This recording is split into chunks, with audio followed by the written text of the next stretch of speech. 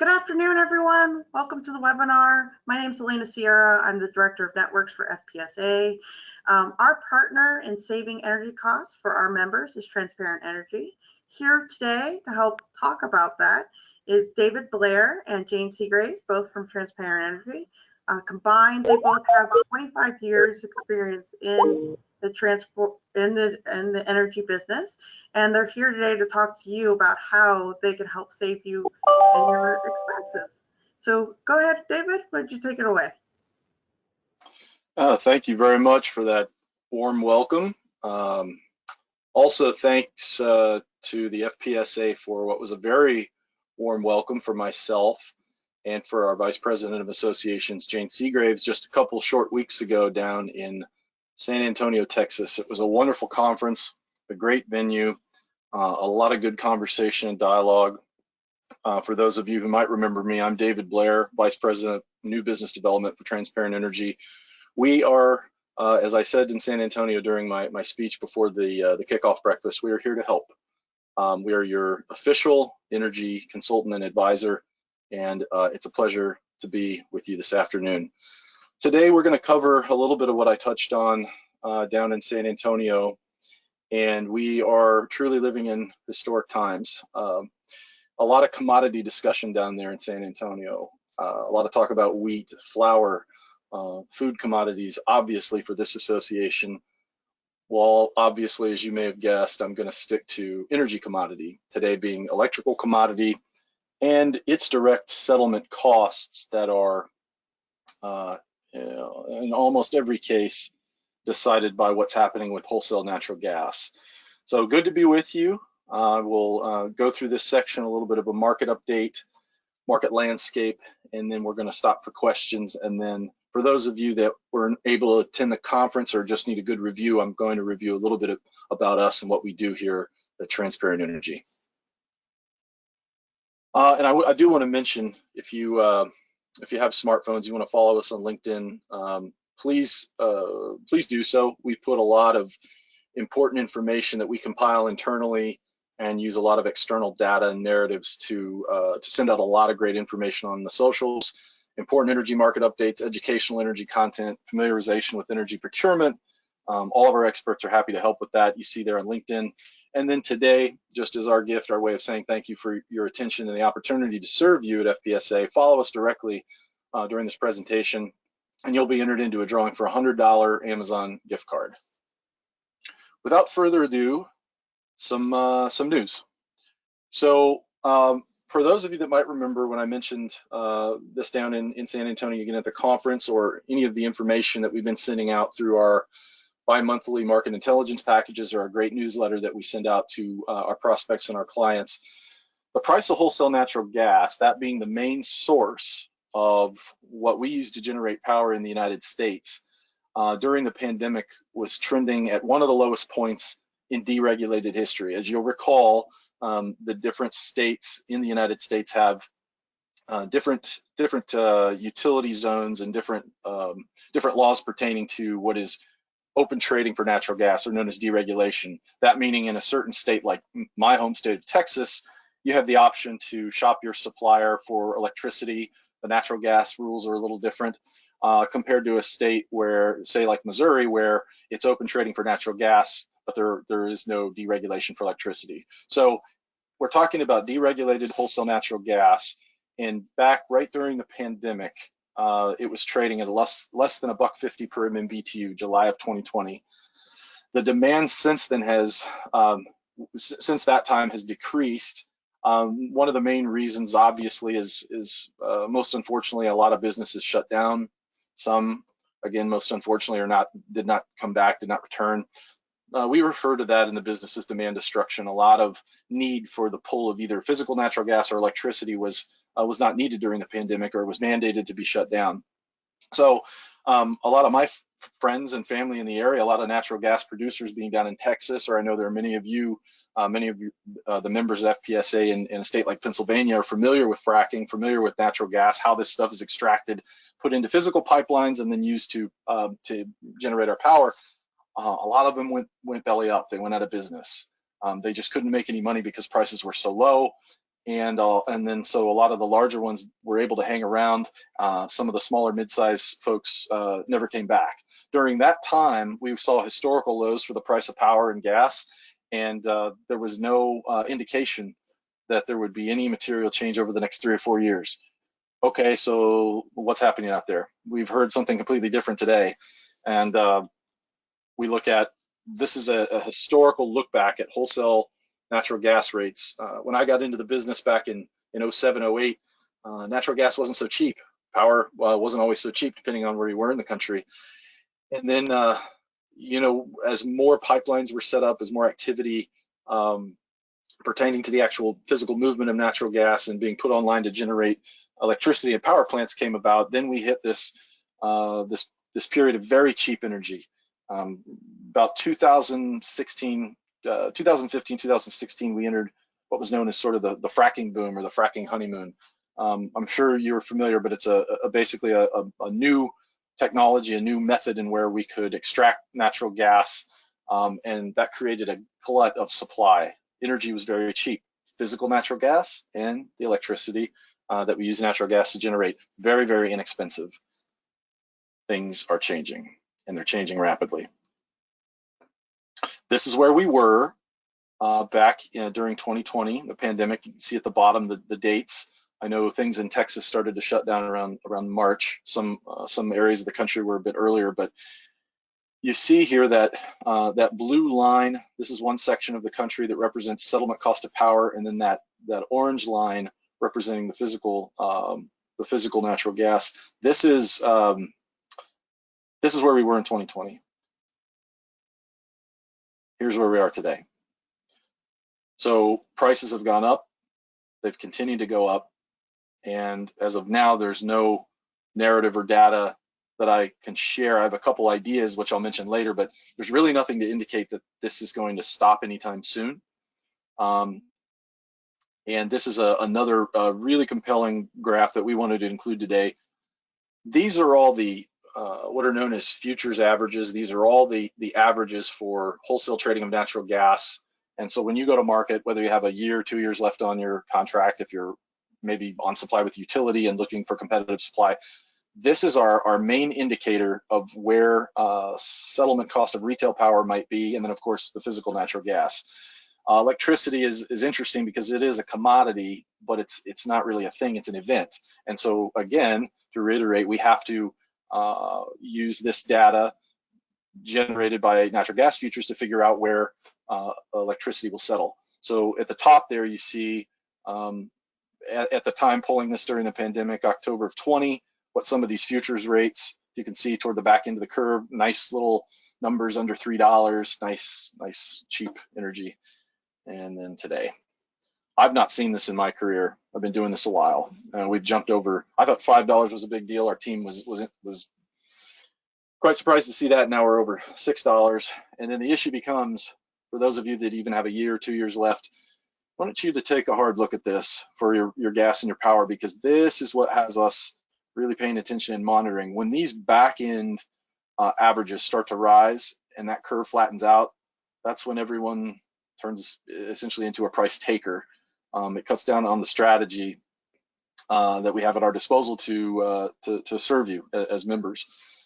So why is all this happening? I won't read through all this. I'll hit the highlights, but obviously weather effects. Historically, weather has been the biggest factor that affects the performance of natural gas in the United States.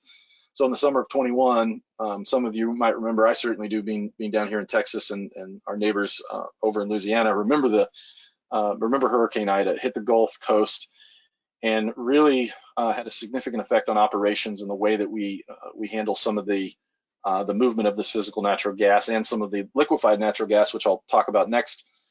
It pulled a lot offline and really forced the industry to reevaluate how we calculate natural gas storage trajectory. LNG, liquefied natural gas. For those of you that need a reminder, we have figured out how to liquefy this stuff, and we can put it on these massive ships. We can move it around, and we send them out of these large shipping terminals in Texas, Louisiana, and we can ship it to other places that don't have the natural resources that we do here in the United States, referred to as LNG. That's important to remember. This means that we now have the ability to sell large volumes of natural gas. Really, this is a very new market. Before it was theoretical, it was hard to do. We didn't have many shipments, and that has completely changed in a very, very short order.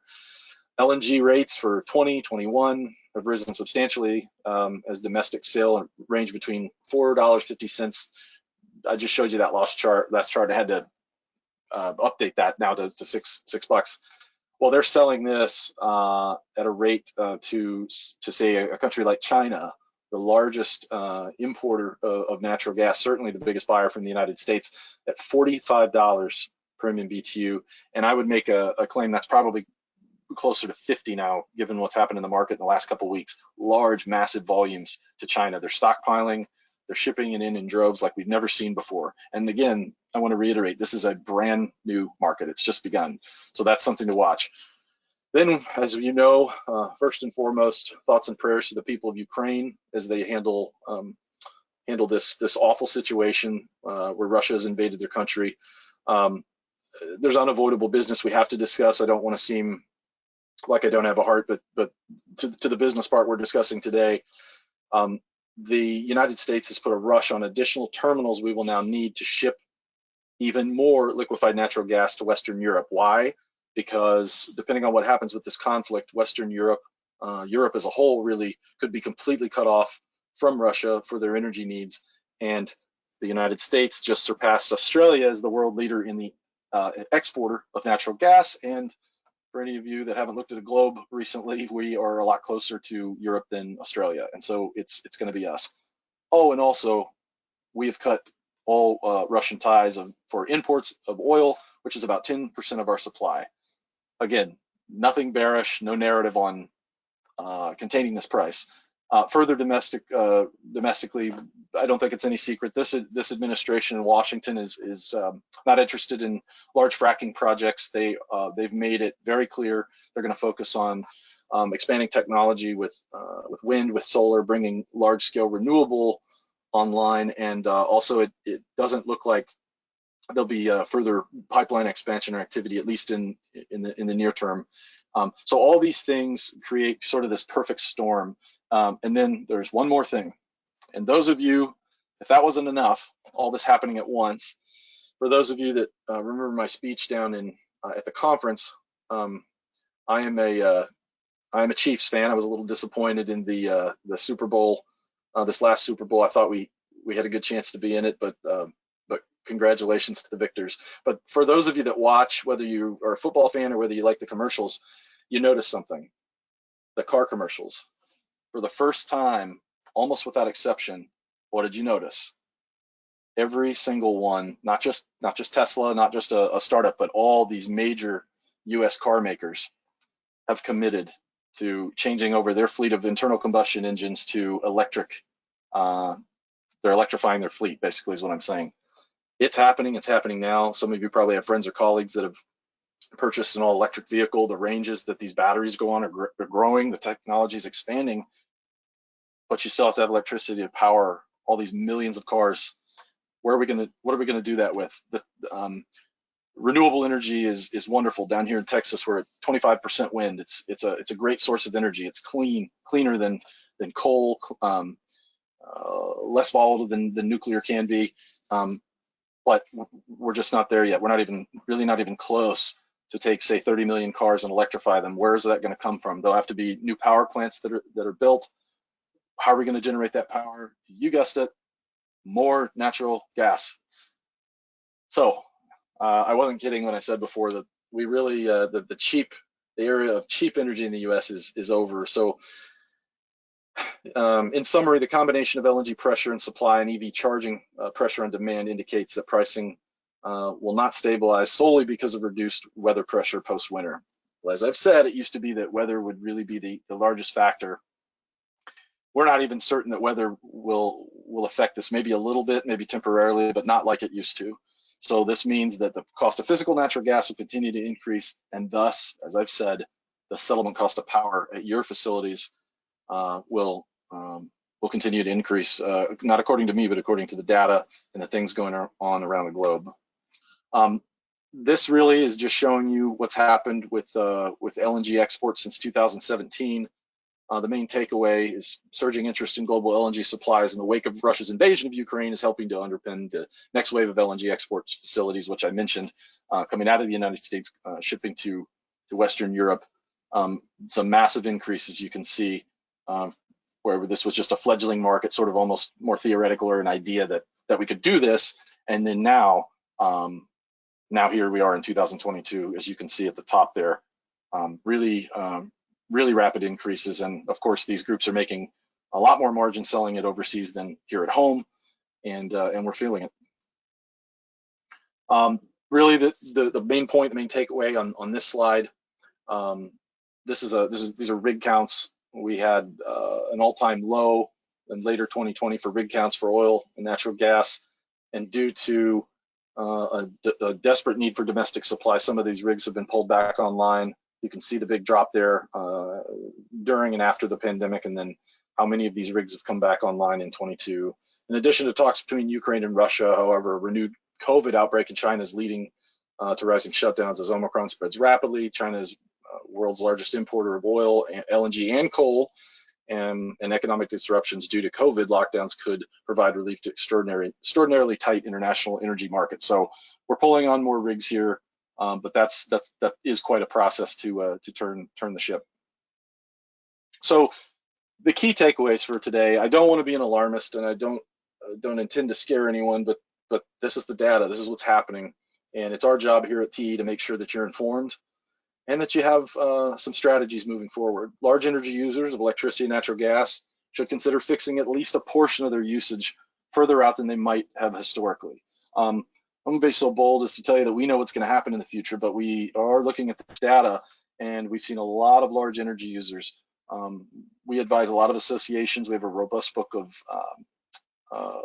large manufacturers, private equity.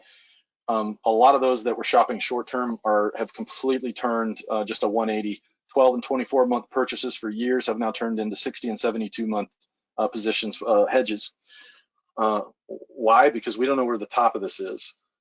So if you do that, if you look, say you've got another year, 2 years, 3 years in your contract, it's worth coming to me, coming to our team. Let's have a look at what's out there for you. Some of the markets are more volatile, and you're gonna get hit harder. Everybody's gonna face increases. There's no more quote unquote cheap gas.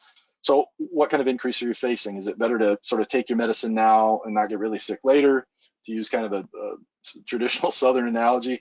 But if you do that, then this way you're capped. You've sort of stopped the bleeding. Likewise, if for some, you're saying, okay, David, well, what if we do that? What if we take an increase out in 24, 25? You take your increase and we watch the market. Your current contract won't change. We're not going to interrupt that, but we're putting something spoken for out there in 24, 25, locking, fixing your electric rate, your gas rate. If something happens, and as we know in the last couple of years, a lot of somethings can happen in today's world, we will track that. We'll monitor it for you, and then we have tools at our disposal, blends and extends. In some rare scenarios, we can unwind a hedge. The point is it keeps you in control of your spend.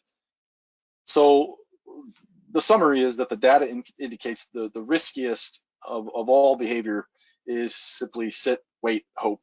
That's not really a strategy. That doesn't mean you have to go to market, but it means you should look. So waiting seems to be the riskiest. If nothing's done and the market continues upward and this data is correct, and this triples, quadruples, quintuples, whatever it might do, by the time your contract is due, for those of you that have a year left, 2 years left, 3 years left, and didn't consider looking at it now, you purely become a price taker. You know you have to do something at a certain point. So look at doing something now. Look at the options. We can review that with you. I would ask you not to just sort of hope for the best. Doesn't mean something might not happen. This might not level off, but that's where we're at right now. And I appreciate your attention on this market update. And I think we're going to pause now with any questions you might have. I threw a lot at you. I'm happy to field any questions. And I guess I'll turn it back over for questions now. Yeah, David, thank you so much. That was very interesting, and I will open it up for questions. And it looks like we got a first one. When should I be looking to renew my contract? Yeah, that's an excellent question. I hear a lot when we're reviewing with prospects and clients. We've got a couple years left. We're good. Well, now more than ever, let's really look at what does that mean you're good. Your lights are on, your equipment's on, but for some reason, sometimes energy commodity isn't thought of as much in dollars and cents. I don't know why. It's just the nature of the industry, I suppose. I would look now, even if you have, it's not intuitive, right? You haven't done that in the past. You got a year, you got 2 years left.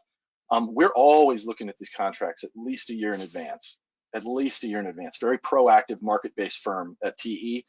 Now, I would even say 3 years out, it's worth looking at. Doesn't mean that you have to do anything, but it means that we can go to your incumbent supplier, see what they would offer you for an extension, and then you have the option to extend with them, continue to watch the market, or take it back for a future auction. But I would look, I would do a full review now, just given the state of the market. Look at it right now; it can't hurt. Okay. And in the next 12 months, where do you see the markets going? I'm going to say something that some of you might be shocked. I don't know. I'll be the first to tell people I don't know. I don't know what's going to happen. I don't have a crystal ball. If anybody tells you what's going to happen, red flag. What I can tell you is all these things that I've mentioned, the increase in LNG, the current state of the politics in Washington, the shift over to this new era of energy, green energy, the renewable is finally here. It's no longer theoretical. And with the conflict in Ukraine, I would say even if there's a turnover politically in the next few years, it's going to take a long time to change any policies about domestic natural gas.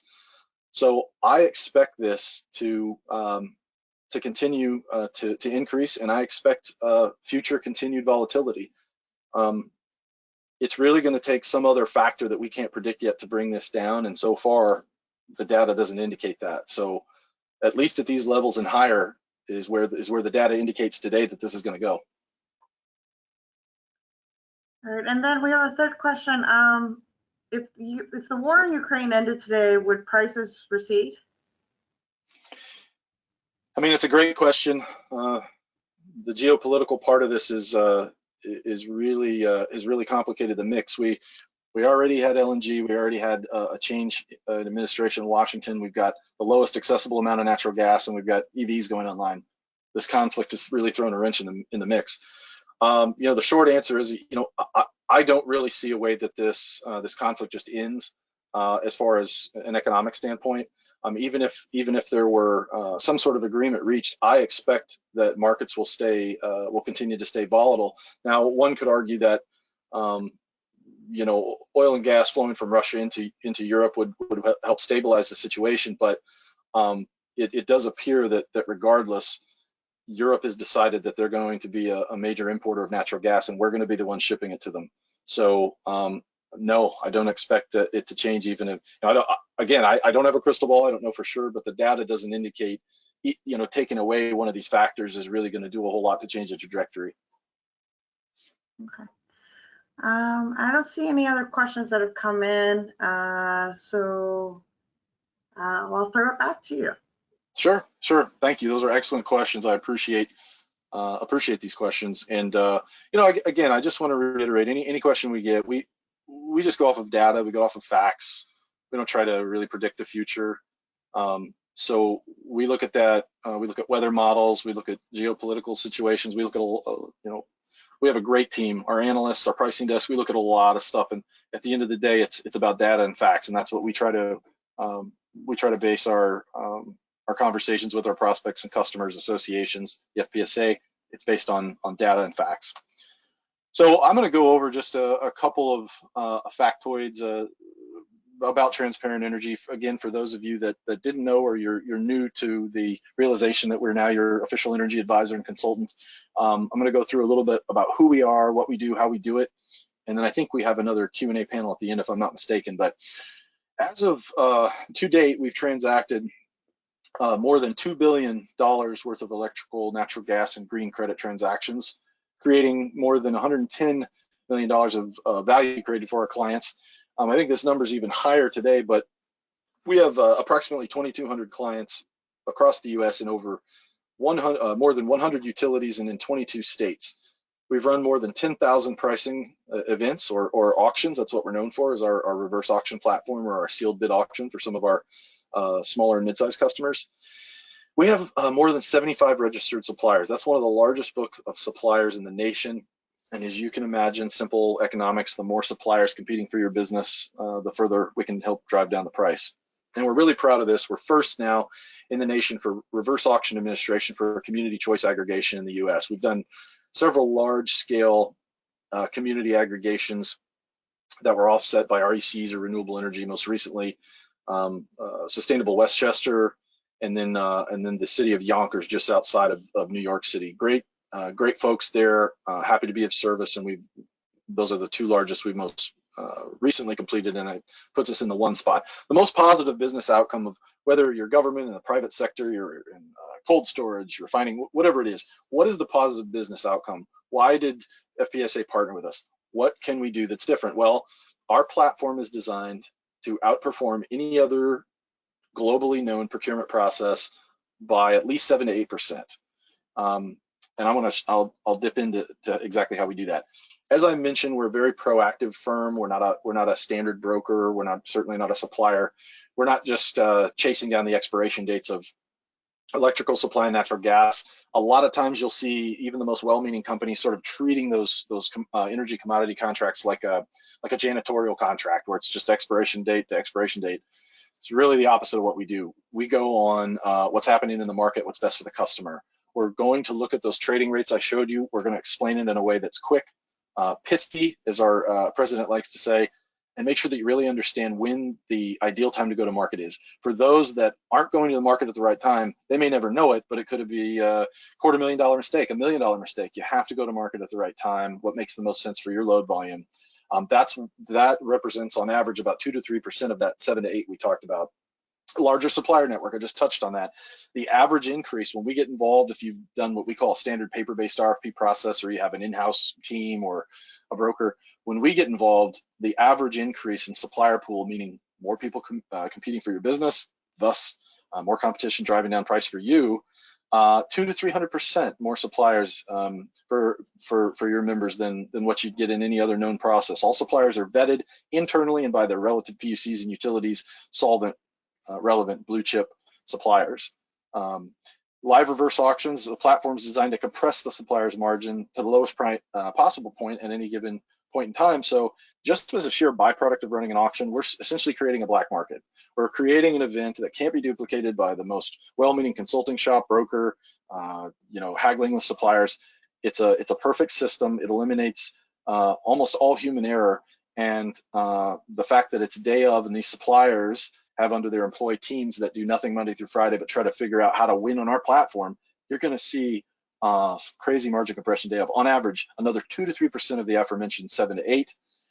And then we eliminate the risk premiums.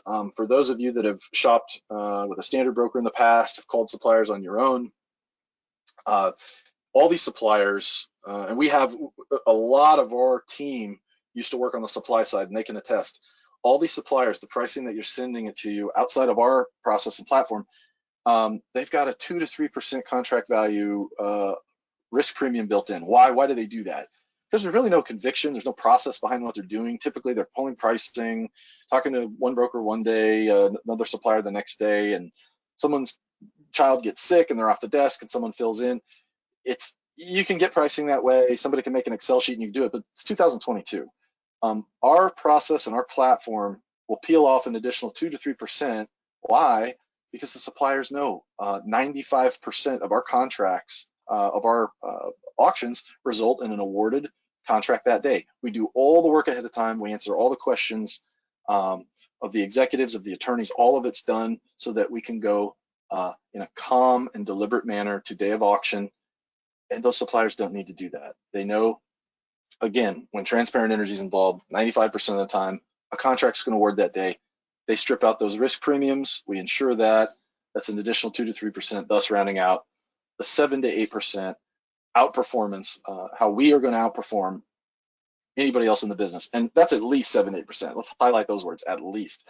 In many cases, it's far greater. But these 4 things, if they're not being done correctly, even if you have some kind of technology that's great, if it's not backed by the process and the team that knows what they're doing, you're not going to get to the 7 to 8.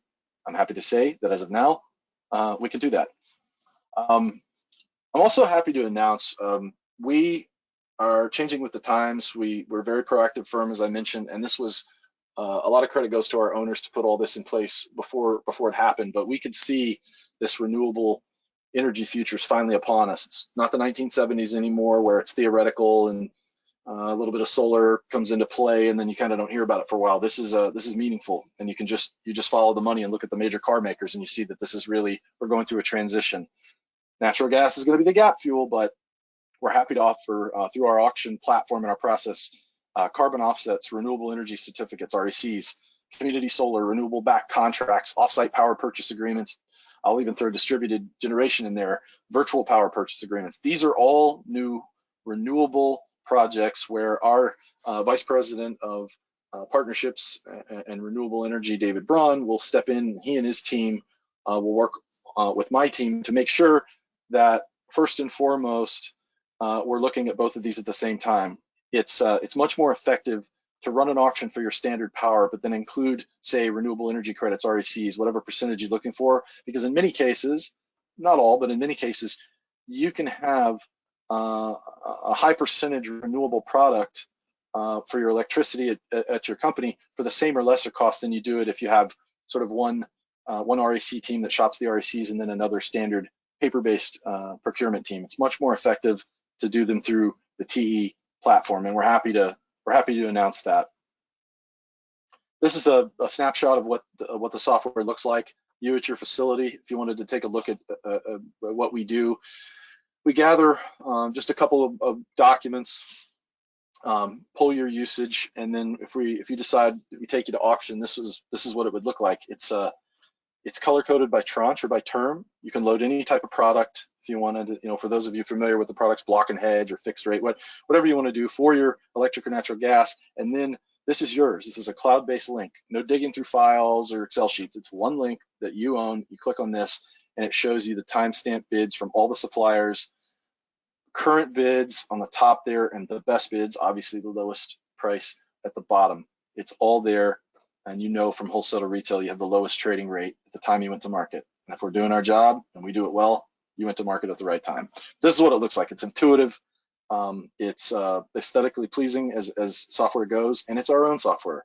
Ownership has put millions of dollars in this, always perfecting it, always improving it for you, the FPSA member, for private sector, government, any customer that we bring on board. So that's a little bit about the positive business outcome of talking to someone like me. I think probably, if I were to guess, one of the reasons that this partnership was formed. We're happy to serve you as members, and I'm happy to field any questions about who we are, how we do it, why it's different, why it's better. That's terrific, David. So let's open the floor to some questions. I'll just give it a minute. And David, thank you. We are excited to have you guys as a partner in helping our members bring down the energy costs, and especially with how crazy it is out there. So we do have one question. How long does the whole process take with transparency energy? That's an excellent question. I know we've covered a lot of information and it may seem a little complex. We've only got so much time for me to present today, but the truth is, from the time that we engage with an FPSA member to the time we would potentially take them to the auction is really no more than 2 weeks. Could be as little as a week and a half, but no more than 2 weeks. And the total time needed from a CFO or an executive who's part of the team that does the procurement, really from A to Z, no more than an hour tops, 45 minutes. And that includes me running through the presentation, going to what we call the pre-auction call, about 5 business days before we actually go to market. We do just a nice, easy, calm call, a look at the market, and we'll actually show you the pricing we think the auction can achieve. That call only takes about 15 minutes, 10 or 15 minutes. And then we just require that you watch the auction day of and are available to award if you decide to move forward. So all in, the time period where we do all the work on your behalf, we work for about 2 weeks. You don't hear from us again until we're ready to go. For the customer, all in from the beginning of the introduction to actually going to auction shouldn't be any more than an hour total.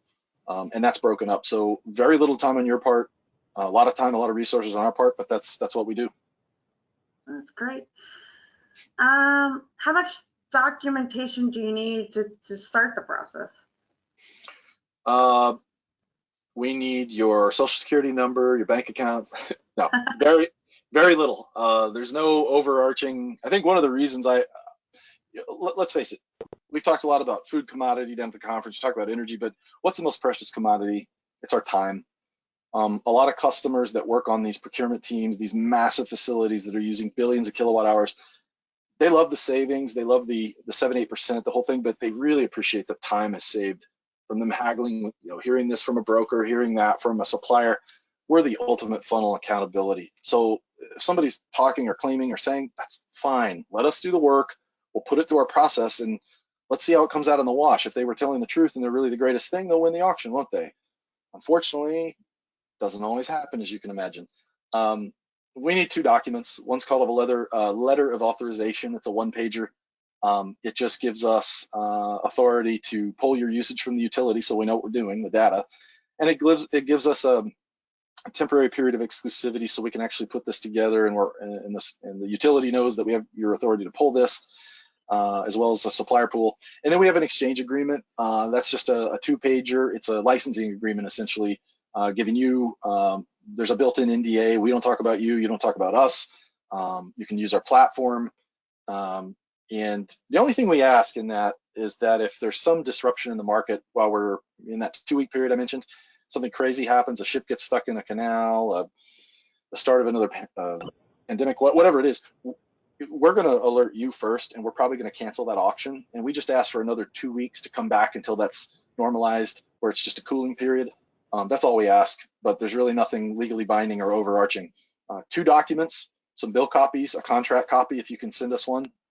And that's it. Really pretty light lifting from the customer perspective. So I have a question. What do you think is like an important question a potential customer should ask, but rarely does?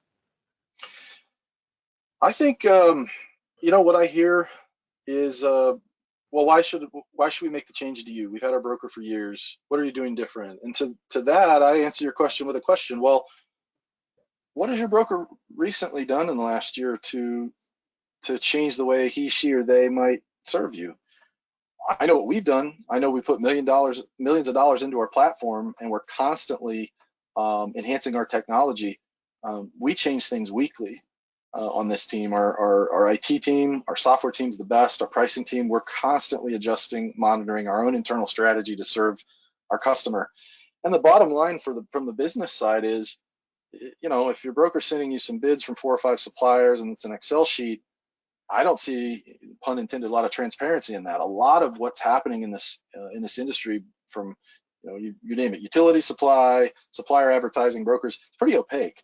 We're named Transparent Energy for a reason. So that's one of the things. Why work with you? Well, it's a completely transparent process. You're in the driver's seat. There is no room for human error. There is no room for any smokiness, if you will.